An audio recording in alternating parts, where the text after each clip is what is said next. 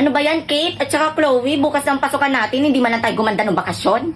Ano pa? Ang dami-dami ko pa naman nilagay sa mukha ko, wala lang naman nangyari. Nasayang lang yung pera ko.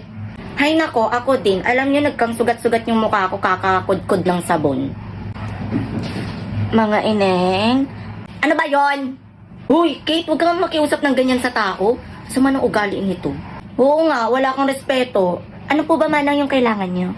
Baka may konting pagkain kayo dyan. Baka pwede akong makahingi. Eh paano yan? Ito lang ang meron ako. Isama mo na tong sa akin, Rowena. Yung akin din, oh. Ayan, para marami. Manang. Ito po, oh. Maraming salamat, mga ineng. Dahil dyan, gaganting palaan ko kayo. Ang taray ni Manang, may ganting pala. Ito ang mahiwagang kwintas. Kapag ito ay sinuot nyo, magiging bago ang itsura nyo. Totoo po